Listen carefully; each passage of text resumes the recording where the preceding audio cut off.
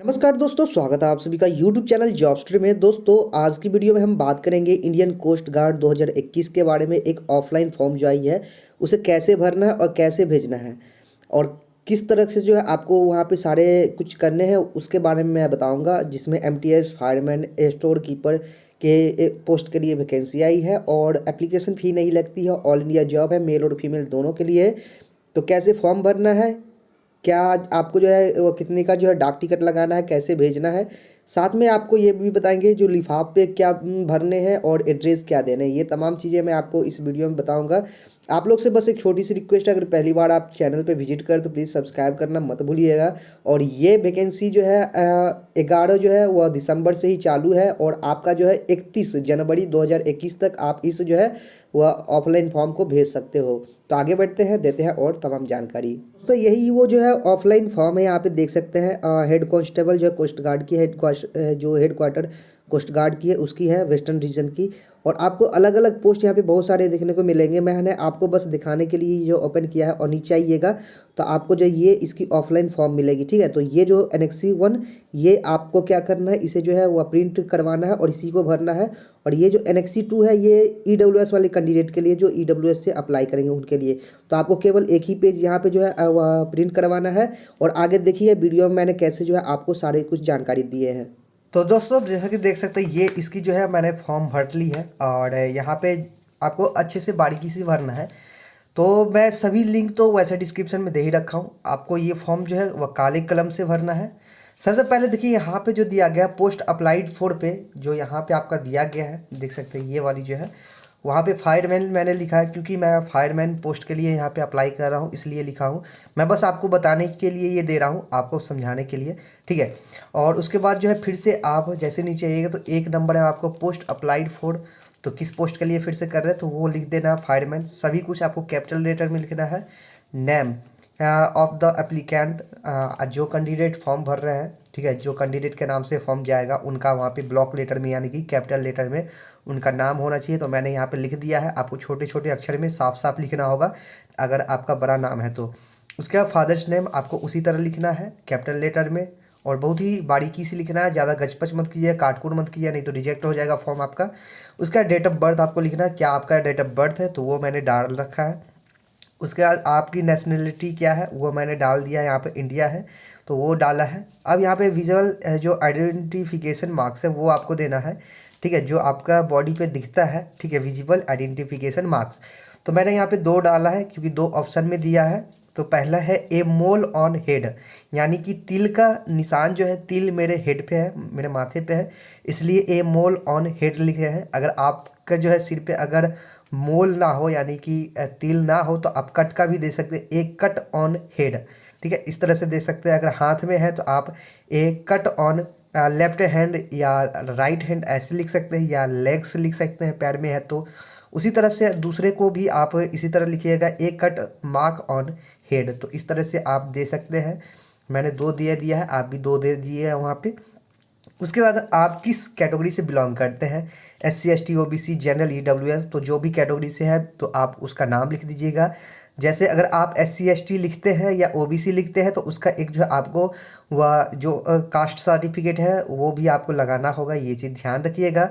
अगर आप EWS से आवेदन करते हैं तो आपको EWS का सर्टिफिकेट जो है वह आपको लगाना भी होगा। और इसका फॉर्म एक अलग से आता है जो कि मैं आपको दिखाऊंगा आगे चल के, वो भी आपको जो है भरना होगा, ठीक है। तो ये चीज़ ध्यान रखिएगा और जिस कैटेगरी से है वो आपको यहाँ पे डाल देनी है। एजुकेशन क्वालिफिकेशन, आप किस क्वालिफिकेशन के बेस पे जो है इस फॉर्म को भर रहे हैं इस पोस्ट के लिए, तो ये जो है 10th लेवल पे है तो मैंने 10th का यहाँ पे दिया है। अगर कोई ऐसी पोस्ट है जो 12th लेवल की है तो आप 12th लेवल यहाँ पे 12th लिख सकते हैं।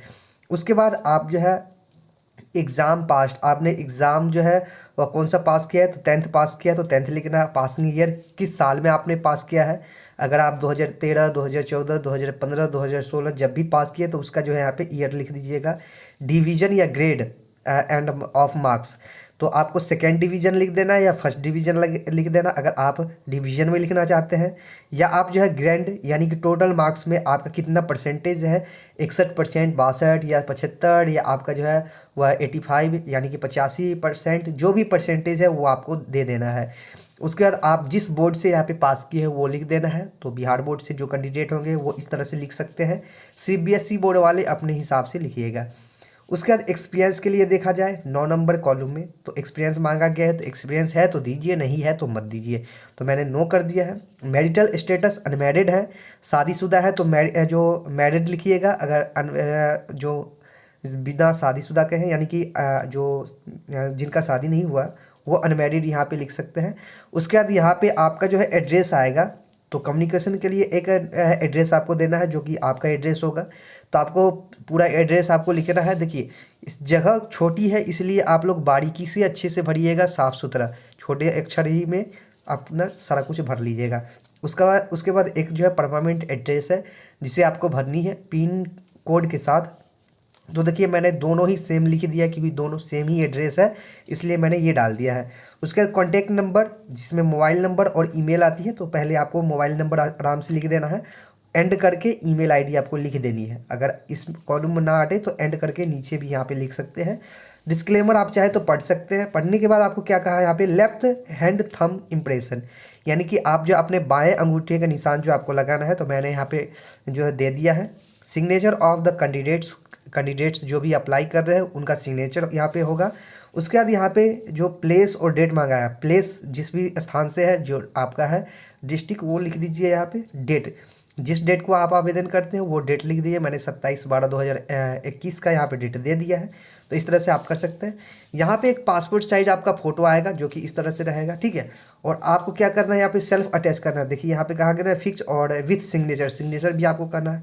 इस तरह से यहाँ पे चिपकने के बाद आपको क्या करना है, यहाँ पे चिपकाने के बाद यहाँ से जो है इस जगह से ऐसे जो है तिरछा आप जो है सिग्नेचर कीजिएगा। ध्यान रखिएगा कि सिग्नेचर मुंह पे ना जाए, और बाकी आप इस जगह से जो है सिग्नेचर कर सकते हैं, ठीक है। तो ये तो हो गई फॉर्म भरने की बात। अब मैं बता दूं, बहुत सारे कैंडिडेट ये भी पूछेंगे क्या एक से ज़्यादा फॉर्म भर सकते हैं? जी बिल्कुल ही फॉर्म भर सकते हैं। अब मैं आप लोग का थोड़ा सा लिफाफ के ऊपर चलता हूँ। लिफाफ में क्या करना है, तो जिस भी पोस्ट के लिए आवेदन करते हैं, और ये चीज़ ज़रूर ध्यान रखिएगा कि आपको भेजना कहाँ है। तो एड्रेस के बारे में यहाँ पे पहले देख लीजिए।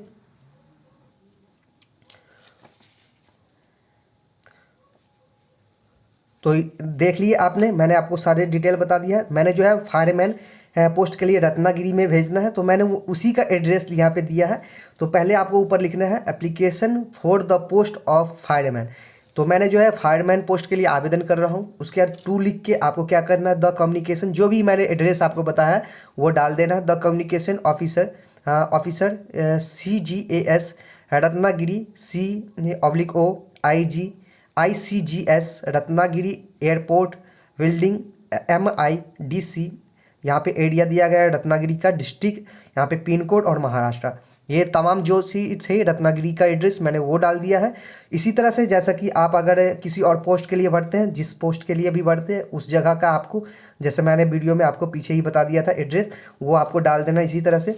उसके बाद फॉर्म करके आप अपना यहाँ पे नीचे में अपना एड्रेस डाल दीजिएगा। मैंने अपना एड्रेस पूरा डाल दिया पिन कोड के साथ, ठीक है। अब बात करते हैं, आपको जो है वह नॉर्मल डाक के थ्रू ही इस फॉर्म को भेजना है, ठीक है। जो ऑर्डिनरी पोस्ट होती है, ऑर्डिनरी पोस्ट का मतलब ये हो गया आप डाक टिकट चिपका के भेजोगे, ठीक है। क्या करना है, डाक टिकट जो है चिपका के भेजना है। ये नहीं कि स्पीड पोस्ट या आप जो है रजिस्टर्ड पोस्ट मत कीजिएगा, नहीं तो आपका सिलेक्ट नहीं होगा।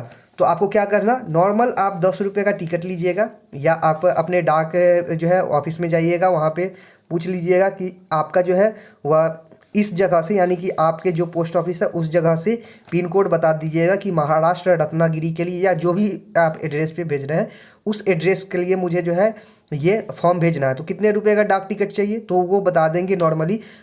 वैसे तो 10 ही रुपये का अक्सर लगता है। तो देखिए 10 रुपये वाले जो डाक टिकट होते हैं कुछ इस तरह का होंगे, ठीक है। आप लोग थोड़ा सा ध्यान रखिएगा। ये जो देख रहे हैं 1000 लिखा हुआ है, ये 10 रुपये का जो है यहाँ पे डाक टिकट है, ठीक है। और मैंने 2 लिया है क्योंकि मैं 2 यहाँ पे जो है वह फॉर्म को भर रहा हूँ, इसीलिए जो है 2 यहाँ पे मैं चिपकाऊँगा, मतलब कि अलग अलग चिपकाऊंगा। एक इस पे चिपकेगा, एक दूसरे पे मैं आपको दिखा दूंगा जिस पे चिपकना है।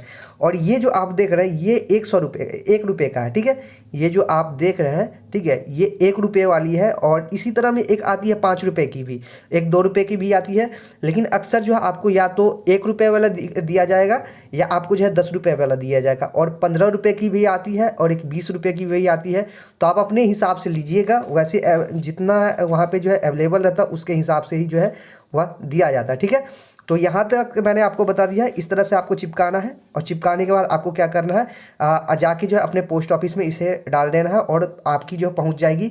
मैंने वीडियो में शुरू में ही आपको लास्ट डेट भी बता दिया है। अब देखिए, मैंने पहले भी आप लोगों को बताया था कि एक से अधिक पोस्ट पे आप लोग आवेदन कर सकते हैं। जी बिल्कुल ही आवेदन कर सकते हैं। ये देखिए, ये एक लिफाफ मैंने यहाँ पे भरा है, एक यहाँ पे भरा है, इसीलिए मैं आपको जो है वह 10-10 रुपये वाली 2 टिकट यहाँ पे दिखा रहा था, क्योंकि मैं दोनों यहाँ पे जो है वह भेजने वाला हूँ, एक रत्नागिरी में और एक जो है आपका दमन में। यहाँ पे दमन का भी देख सकते हैं, the commanding officer coast guard air station Daman, नागी दमन, दमन यहाँ पे इसका पिन कोड दे दिया है। इसी तरह से सारा कुछ मैंने फिल किया है। बस आपको क्या करना है कि एड्रेस सही रखना है, और जितने भी सारे चीज़ें हैं वो भी आपको अच्छे से भरना है, ताकि आपका फॉर्म जो है रिजेक्ट ना हो। क्योंकि बहुत सारे कैंडिडेट क्या करते हैं, फॉर्म तो भरते हैं लेकिन उनका जो है रिजेक्ट हो जाता है। अब यहाँ पे बात आती है कि आपको कौन कौन सी जो है डॉक्यूमेंट देनी है। तो देखिए, सबसे पहली बात, यहाँ पे जितने भी आप कैंडिडेट हैं, तो अगर 10th लेवल पे भर रहे हैं तो 10th का आपको जो है वह सर्टिफिकेट देना होगा, ठीक है। जो मूल प्रमाण पत्र होती है वो देना होगा। वो आपका 2 काम करेगा, एक तो डेट ऑफ बर्थ के हिसाब से वहाँ पे हो जाएगा, एक 10th का सर्टिफिकेट के रूप में वो काम आएगा। दूसरा, आपको 10th का मार्कशीट देना है, एक आधार कार्ड डाल देनी है। अगर आप लोग कैटेगरी में है, SC ST या OBC से हैं, तो आपको क्या करना है, कास्ट सर्टिफिकेट देना है। और ये चीज़ ध्यान रखिएगा, आवासीय सर्टिफिकेट होती है जिसे हम निवास प्रमाण पत्र भी बोलते हैं, ठीक है, डोमिसाइल सर्टिफिकेट, वो अगर आपके पास अवेलेबल है स्टेट लेवल पे या सेंट्रल लेवल पे, तो वो भी आपको डाल देनी है। और सभी का जीरोक्स डालिएगा। और सेल्फ अटेस्टेड, सेल्फ अटेस्ट का मतलब होता है, जैसे ये मेरा मान के चलिए कि ये मेरा जो है वह 10th का मार्कशीट है, तो क्या करेंगे, इस जीरोक्स के यहाँ पे जो है वो अपना सिग्नेचर कर देंगे, तो ये हो गया मेरा सेल्फ अटेस्ट, ठीक है। और सारा कुछ करने के बाद क्या करना, आपको जो है इस तरह से यहाँ पे मोड़ना है, और आपको जो है अपने लिफाफ में इसे अंदर डाल दीजिएगा। जैसे ही यहाँ पे डालिएगा, इसको यहाँ से सील कर देना है।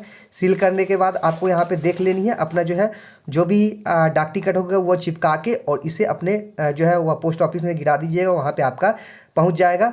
तो ये कुछ इन्फॉर्मेशन मुझे देनी थी आपको। अगर वीडियो पसंद आई है प्लीज़ लाइक शेयर सब्सक्राइब जरूर कीजिए। तब तक के लिए दोस्तों धन्यवाद, मिलते फिर अगली वीडियो में।